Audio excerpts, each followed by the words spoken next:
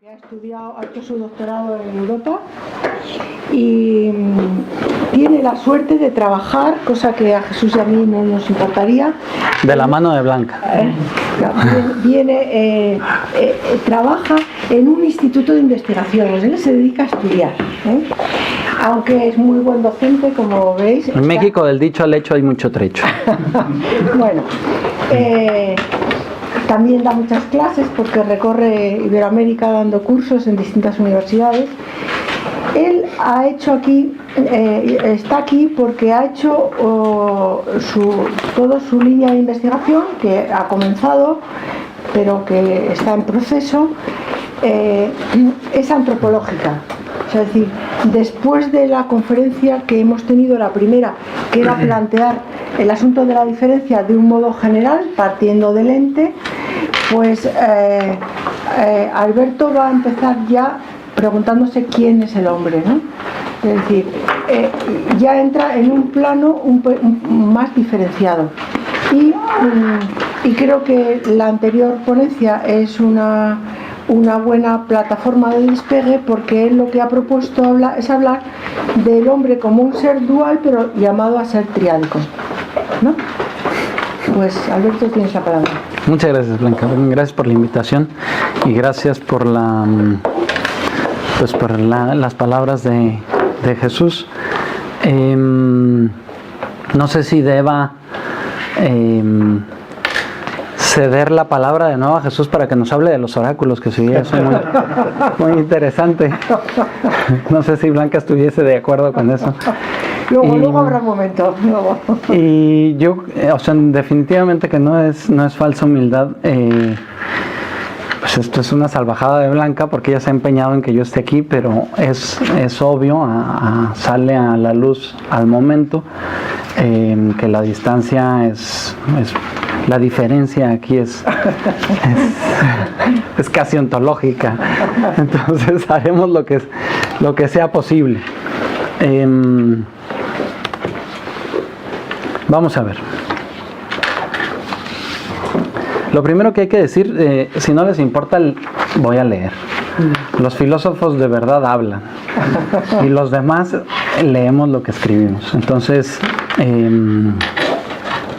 lo primero que hay que decir es que el formato de conferencia no es el más adecuado para la filosofía y por lo tanto exige de los colegas una actitud sumamente esperanzada para añadir desde su propio pensamiento los huecos que una pobre exposición de unos minutos pueda permitir. Dicho lo anterior, a continuación intentaré exponer una propuesta de consideración ontológica del amor. Del amor. El tema que me había propuesto originalmente Blanca era ontología del don. Sí. Y se lo he cambiado a este título que me acomoda un poco mejor, pero está en esa línea, definitivamente está en ese esfuerzo. Es decir, situarnos en condiciones tales para hacer una valoración trascendental del amor, sin perder de vista que esto abre paso a muchas dificultades que aún no tengo suficientemente claro cómo se resuelven.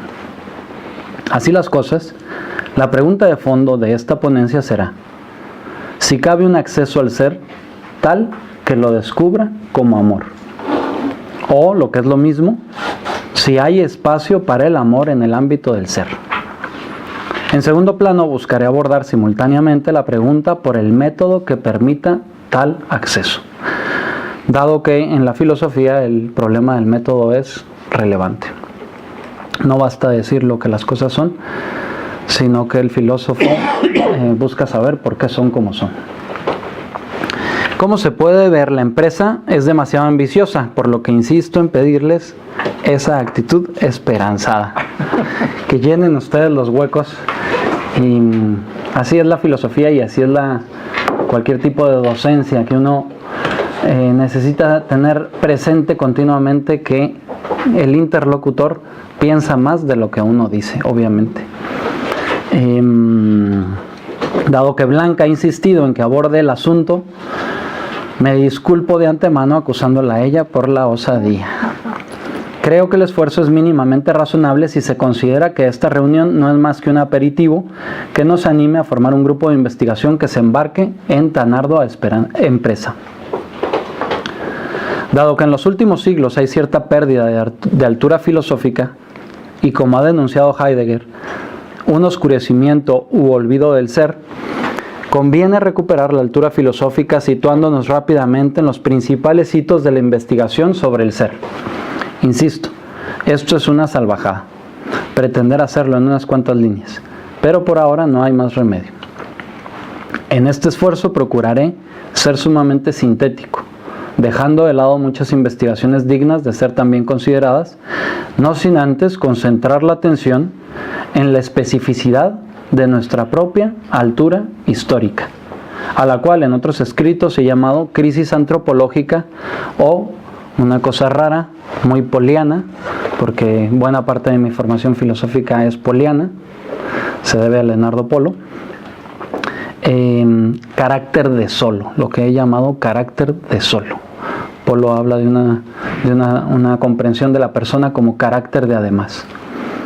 Concretamente, lo he trabajado en el libro La genealogía del miedo, un estudio antropológico de la modernidad, y en un artículo que se titula El carácter de solo, una teoría antropológica de la desesperación.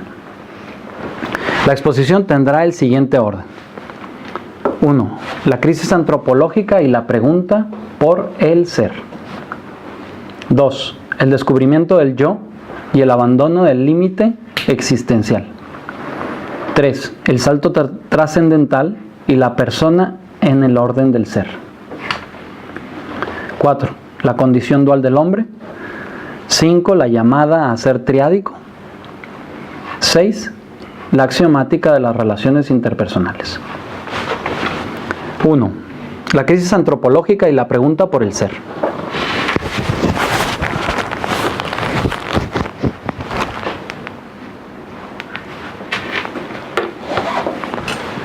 En la actualidad somos testigos de una pluralidad de crisis, o mejor, de una situación generalizada de crisis. Con frecuencia se oye hablar de crisis financiera, universitaria, ecológica, juvenil, familiar, política, cultural, militar, afectiva, moral e inclusive científica. Una multitud ingente de crisis. Diversos pensadores contemporáneos de los diversos saberes proponen con frecuencia la crisis contemporánea como un problema cuya solución es inaplazable y como una prioridad de primer orden. Es cierto que hay algunos que piensan que no hay tal crisis, que la cultura occidental no está en crisis y que estos planteamientos son una invención ante misterios del cosmos o de la vida humana. Sin embargo, a pesar de este radical escepticismo típico del pensamiento débil, este modo de pensar es excepcional, a mi modo de ver al menos, y no representa la generalidad de la experiencia de malestar de la sociedad contemporánea. Por el contrario, parece ser más bien que el pensamiento y sentir generalizado en el mundo actual es el de crisis y decadencia. Donde ciertamente no hay unidad de criterio es en el modo de concretar el asunto. Hoy no está clara la jerarquía de los problemas, y esto hace muy difícil articularlos de un modo ordenado, que permita comprenderlos y resolverlos con eficacia. No hay consenso sobre el origen, el fin, la radicalidad integral de esta crisis, y por tanto la multiplicidad de crisis nos empuja a buscar una comprensión más global y por tanto tal vez más antropológica de nuestra situación, o por el contrario claudicar en el pesimismo. Sin embargo, ¿qué significa crisis? Crisis significa que ciertas convicciones pasadas han perdido su firmeza y no han sido renovadas, que ciertos postulados se han agotado y que ciertos modos de afrontar la vida ya no responden a las cuestiones nuevas. Una crisis sería así una decadencia en la que hay suficiente meditación como para tomar conciencia cierta de la decadencia y buscar superarla. Cuando lo que tenemos disponible a la mano no es suficiente para abordar los problemas que se nos presentan, entonces podemos decir que estamos en crisis. La crisis es, en definitiva, la detención del crecimiento. Si bien el hombre puede describirse como un solucionador de problemas, hoy se encuentra ante un problema que podemos llamar de alta complejidad. Más aún, para Jürgen Habermas, posiblemente, en la opinión de muchos, el filósofo vivo más considerado, la complejidad nos ha desbordado y el hombre ya no es capaz de responder de un modo integral, sino solamente aportar soluciones sectoriales, especializadas y analíticas que ponen de manifiesto que la situación es un tanto ingobernable. De ahí que sostenga, junto con muchos otros, que hoy estamos ante, en expresión de Habermas, una nueva inabarcabilidad, una complejidad inabarcable. ¿En qué consiste ese problema? En una multitud de crisis o una realidad hiperproblematizada donde los problemas son interconexos y no se consigue distinguir cuál es la causa y cuál el efecto. No se sabe por dónde empezar ni cómo terminar. La complejidad nos ha desbordado y el hombre ya no es capaz de responder de un modo integral, sino aportar solo soluciones sectoriales, especializadas y analíticas que ponen de manifiesto su ingobernabilidad. La exageración analítica como método de resolución de problemas ha conducido el conocimiento a un callejón sin salida, especialmente cuando se trata de problemas humanos. Las características más sobresalientes de una situación compleja no unitaria, como la nuestra, se pueden ver en el nivel social y a escala individual son las siguientes. 1. La segmentación organizativa. 2. Los efectos perversos de la acción humana. 3. La anomia social. 4. El hundimiento de las instituciones, principalmente la familia, la universidad y la empresa. La segmentación es la pérdida de objetivos en las organizaciones, incluida la familia, por la gestión de dificultades sobrevenidas, es decir, apagar fuegos. Con lo cual se pierde el objetivo y no se actúa a largo plazo sino a corto. La segmentación abre paso a los efectos perversos, en los que los esfuerzos por resolver la problemática terminan produciendo más problemas anexos, fruto de la parcialización de la acción humana por la pérdida de visión global. La anomia es el estado de ánimo de quien ha perdido sus raíces morales, de quien no tiene pautas sino estímulos sin conexión, de quien, roto por dentro, carente de sentido de la continuidad vital, se entrega a lo inmediato y por eso se desencadena casi siempre hacia el hedonismo, se aísla, es insolidario o tiende al menos a hacerlo. Las instituciones también caen en un estado anómico, producido por los efectos perversos de tal segmentación. Esto es en definitiva una entropía social. Un problema de tal magnitud, más allá de los problemas particulares, indica una especie de metaproblema que pone en crisis la condición del hombre mismo como resolvedor de problemas. Esa incapacidad del hombre de resolver el problema que se le presenta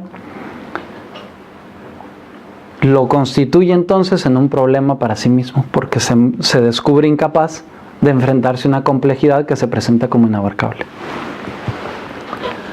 Efectivamente, la llamada complejidad inabarcable de nuestra situación histórica nos señala que el problema es el mismo hombre. Y por tanto se trata en realidad de un problema existencial. Yo mismo como problema o el problema del sentido.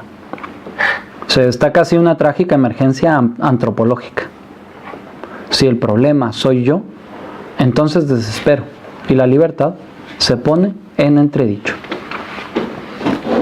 De este modo surge la conciencia crítica, la conciencia de crisis. A la luz de la antropología no es lo mismo una crisis individual que una social.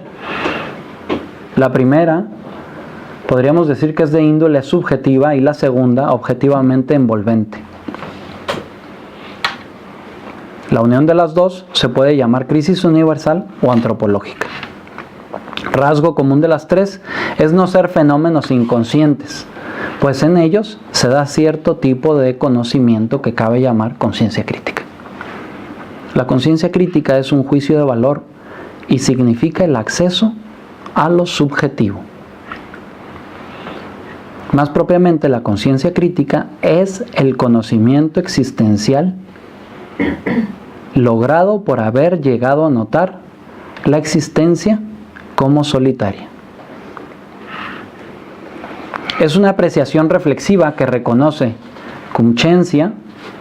conscientemente su propia situación de crisis, de modo que, como es claro, esta conciencia crítica no significa superación de la situación, sino concretamente el saber de sí mismo como crisis.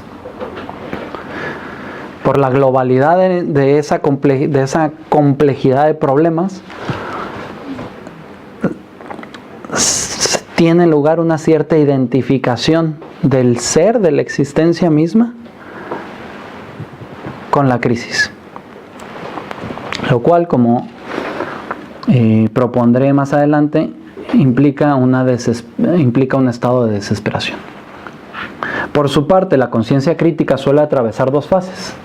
La primera se caracteriza por la idea de que la decadencia es insuperable, de modo que lo único que cabe es adaptarse a ella para lograr sobrevivir apechando con las dificultades de la situación.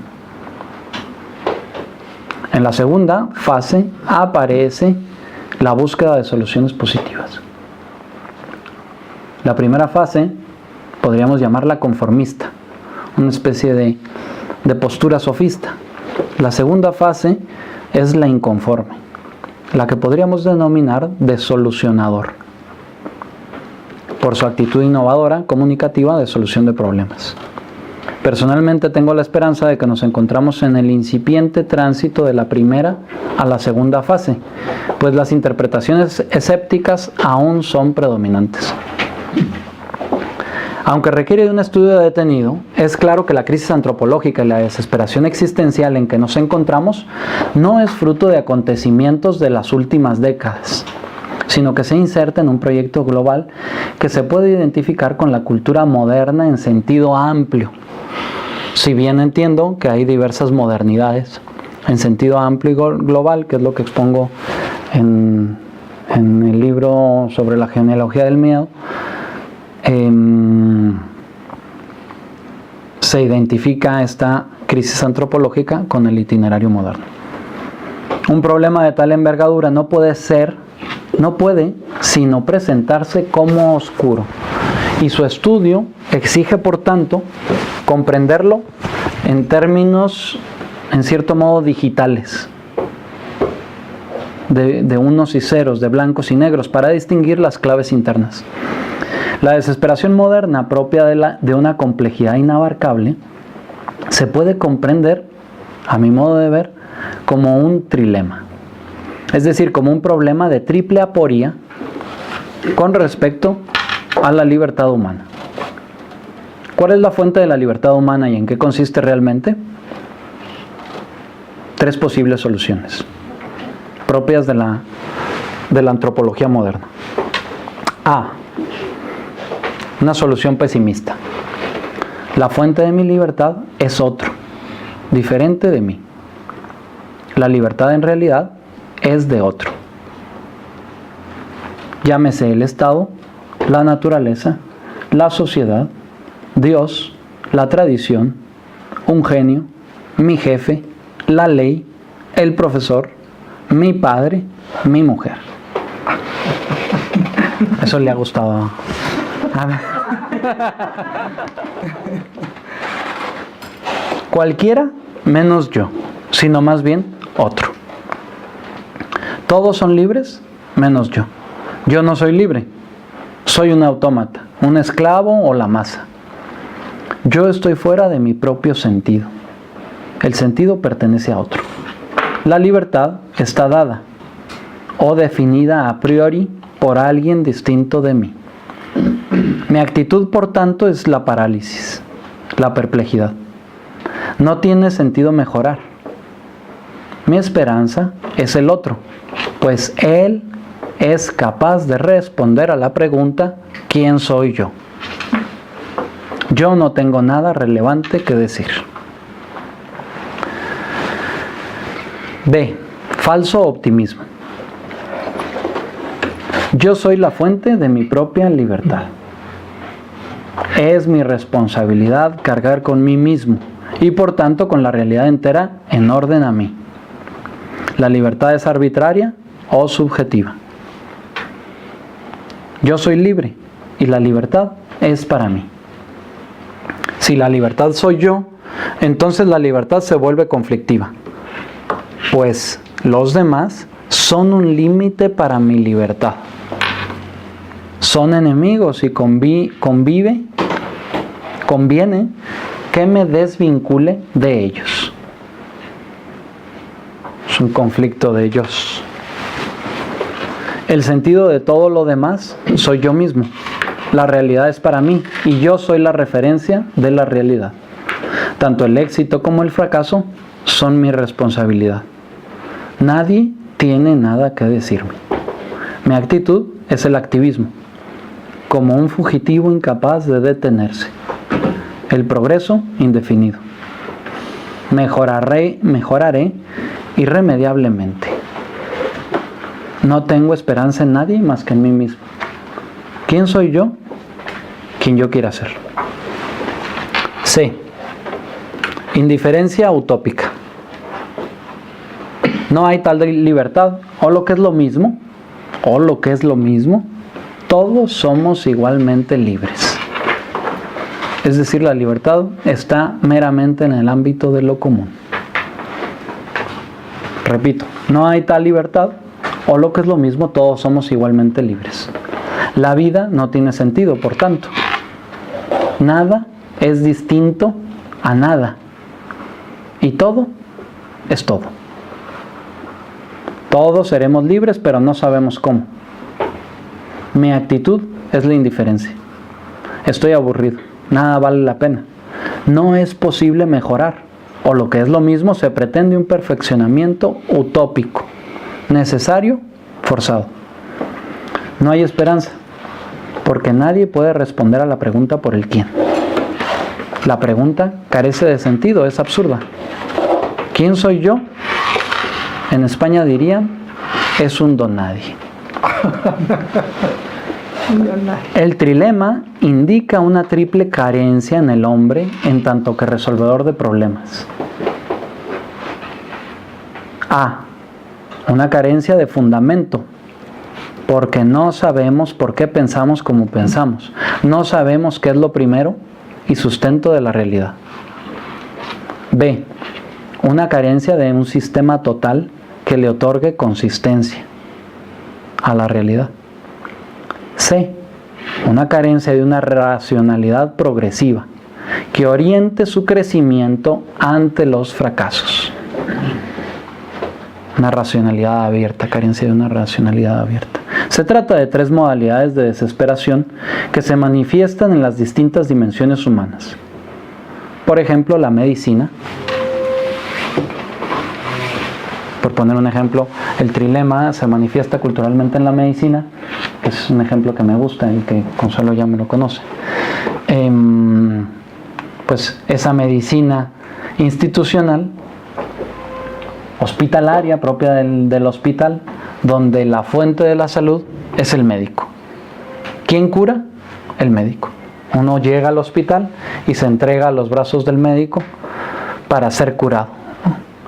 Y entonces la actitud del paciente pues es una actitud pasiva. Lo toman a uno, lo llevan para un lado, para el otro, le pican, le sacan, le hacen y sale un hombre sano de ahí. ¿Quién es la fuente de la salud? El médico y su ciencia, su saber, no el paciente. Para mí un ejemplo paradigmático es la bata del hospital. Porque las batas del hospital no he conseguido que un médico me responda por qué son justo hasta aquí. Tendría que ponerme de pie para que vean lo tensionante que es ese límite. Claro, un enfermo con un poco de sentido común lo que hace es tomar la bata y ponérsela en la cabeza y salir por los pasillos, porque, claro, el límite es tan ajustado que lo mejor es que nadie vea mi rostro, ¿no? Es decir, es un espacio de despersonalización, con frecuencia al menos. Otra parte del trilema sería aquella acción curativa que está convencida de que la fuente de la salud es el propio paciente. La llamada medicina alternativa, con miles de versiones, ¿no? Donde pues lo mejor que se puede hacer es dejar al enfermo en paz. Déjelo usted en paz. La salud depende de él. ¿Qué puedo hacer yo? Pues dejarlo en paz. Obviamente, como he advertido, estoy poniendo la realidad en términos digitales para que se muestre, pero la realidad entre estas tres alternativas, pues hay una gama de oscuros muy interesante, ¿no? Es difícil, de hecho, encontrar la realidad tan clarificada, ¿no? Sin embargo, sirve intelectualmente para darse cuenta de la situación. Y la otra alternativa, al menos una posible, pues es la de una especie de terapia o acción curativa que donde la salud vendrá irremediablemente al margen de el médico o del paciente, una especie de, si ustedes quieren, de terapia psicoanalítica, ¿no? O viceversa, todos estamos en realidad enfermos. Introdúzcase usted en una terapia psicoanalítica de la cual no saldrá hasta el final de sus días, ¿no? Es decir, porque más que curar, sobrevivimos, ¿no? Obviamente estoy dramatizando, el psicoanálisis da para mucho más, pero visto de un modo sencillo. Este trilema es propuesto por Polo en diversos... el trilema médico y el trilema de la ciencia moderna, por ejemplo en el libro ¿Quién es el hombre? Y lo que he presentado a continuación es una exposición pues estrictamente antropológica en orden al problema de la libertad. No advertir a qué obedece la alta problematicidad de nuestra situación histórica equivale a detectar la existencia humana como el problema del dentro. O si se prefiere, la pregunta por el quién. ¿Quién soy yo? ¿Quién es el hombre? Repito, no advertir a qué obedece la alta problematicidad de nuestra situación histórica equivale a detectar la existencia humana como el problema del dentro. O si se prefiere, la pregunta por el quién. Tal incapacidad de comprensión del problema, de resolver la pregunta, lo presenta entonces como irresoluble de complejidad inabarcable, que se corresponde con la conciencia crítica y con el nacimiento de la desesperación, la cual instaura el primado del haber como manifestación del carácter de solo. En España tienen una expresión que para mí es muy gráfica. Es lo que hay, chico. Es lo que hay. Y postula la sola existencia de lo que hay. Es decir, solo hay y nada más. Ante la pregunta existencial por sí mismo, el hombre se descubre solo y su incapacidad de respuesta le compromete existencialmente, desesperando. Esa incapacidad de responder al problema me compromete existencialmente en una modalidad de desesperación. Desespero en mi incapacidad. Aunque creo que no hace falta decirlo, la exposición de Jesús me es muy adecuada porque, como era de esperar, se ha tocado lo que a mí me parece que son las claves del problema. Y una de ellas, aunque él no la expuso de este modo, es el problema de si el hombre es capaz de Dios. Es ese problema clásico que le llamaban el capax Dei. Si somos capaces de Dios. Es decir, que la realidad humana, la pregunta por el quién, se puede responder en términos de capacidad. ¿De qué es capaz el hombre? Dime de qué eres capaz y entonces puedo decirte quién eres.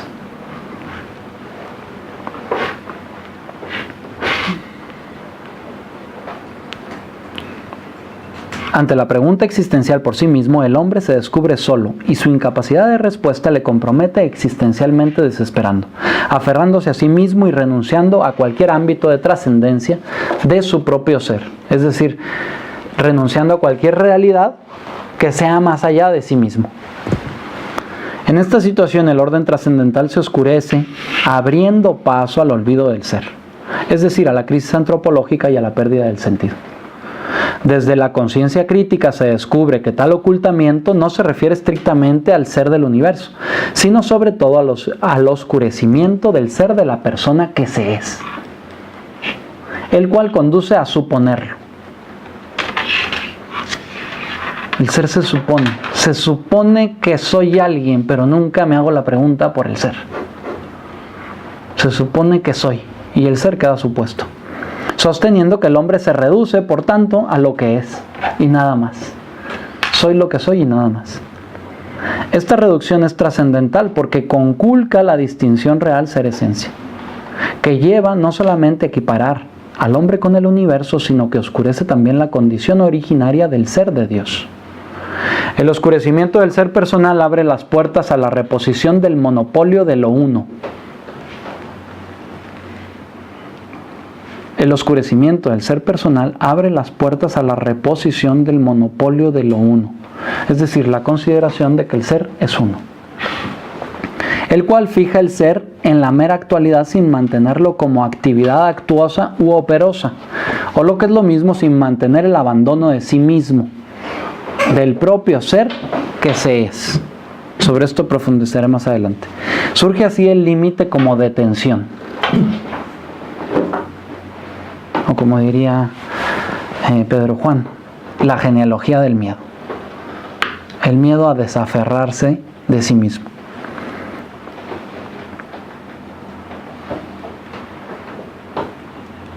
Ya no solo mental, sino en atención a esa conciencia de ser distinto del universo que entra en crisis, como detención existencial a la que cabe llamar detención del ser o carácter de solo de la existencia humana. Esta es, en estricto sentido, la crisis antropológica, el oscurecimiento del ser personal y la detención de la actividad trascendental humana, una crisis de libertad en el orden trascendental. Como ya he sugerido antes, esta crisis, a la que también cabe llamar trascendental, personal o íntima, se corresponde con la desesperación, porque pretende la identidad como solución al problema, o lo que es lo mismo, es la desesperación del ser personal humano, es decir, es una solución prematura o pretensión de solución definitiva, del problema del dentro, como pregunta por el quién del ser, quién soy, conformándose con la pregunta por el qué del ser, qué soy. Esta evasión del problema acarrea efectos perversos que no solo comprometen la propia existencia, sino que también aumentan repetidamente la complejidad y disponen a que el oscurecimiento de la intimidad se generalice y adquiera dimensiones colectivas y globales. Un decaimiento del ser a un ámbito de la esencia, en tanto que soy lo que soy y nada más. El descubrimiento, punto número 2, el descubrimiento del yo y el abandono del límite existencial. Mientras estar en crisis implica una limitación, un problema en el que el hombre y la sociedad se encuentran, la conciencia crítica significa una ampliación de lo anterior. Detectar el límite de la existencia, ver de frente el problema, ser consciente de la propia soledad. Conciencia crítica. no se trata de una distinción trivial, sino que desconociendo el ser personal se ha accedido al conocimiento del yo. La conciencia crítica es fruto del conocimiento del yo. El hábito de la sindéresis, el ápice de la esencia humana, como se prefiera. Desde la conciencia es posible descubrir como disponible, desde la conciencia, la razón, la voluntad y las demás facultades inferiores del alma, así como del cuerpo. Acceder al yo permite ampliar la visión, detectando los reduccionismos racionalistas y o voluntaristas. Es decir, estoy intentando decir que es muy positivo el acceso al yo, el descubrimiento del yo. La conciencia crítica tiene una dimensión positiva en la existencia humana. Esta conciencia descubre que el yo no se reduce a su razón o a su voluntad, ni a ninguna otra potencia disponible, dando lugar a una conciencia crítica ante cualquier reduccionismo. De esa manera, se comprende al hombre como situado en el mundo y de algún modo superior a él. Esto supone ya una novedad, un descubrimiento de gran originalidad. La conciencia crítica reconoce que estamos en crisis y lo reconoce en primera persona. Uno de los primeros pensadores en adquirir esta conciencia crítica fue Kierkegaard. El escritor danés fue muy consciente de esta situación del hombre moderno y la manifestó a través de la crítica al racionalismo hegeliano. Kierkegaard acierta de lleno al descubrir la superioridad de la subjetividad sobre el objeto pensado, abriendo así la puerta a una gran novedad entre los modernos, el yo interior. Su conciencia crítica fue de tan alto grado que su literatura manifiesta vitalmente su propio estar en crisis. Uno cuando lee a Kierkegaard casi como que tiembla. Y asimismo, el estar en crisis de toda una sociedad. Él lo explica en primera persona, pero uno se siente apelado. Eso también es manifiesto en su recurrente uso de la ironía. En Kierkegaard la ironía es metódica, a la que Kierkegaard acude, metódicamente, al notar que el yo está por encima de la razón. Pues el que ironiza es un individuo, no la colectividad, y la razón es común. Sin embargo, posiblemente la clave más manifiesta de su conciencia crítica, su detección del límite sin condiciones de abandonarlo y su acceso al yo a través de los sentimientos, en Kierkegaard hay un cierto valor metódico de los sentimientos, es su estar desesperado. Los sentimientos son resonancias que siguen y se corresponden con los actos ejercidos. Nos refieren a los actos en el hombre. Acabamos de tener una conversación al respecto. La angustia como estado de ánimo es muy propia del que ha accedido al yo y nada más, al solo yo. Y entonces se angustia. Estamos en crisis y como señaló Kierkegaard, estamos desesperados. ¿Cómo se ha logrado descubrir la situación crítica? Por elevación, acudiendo a la noción de sujeto para descubrir el yo frente al objeto pensado.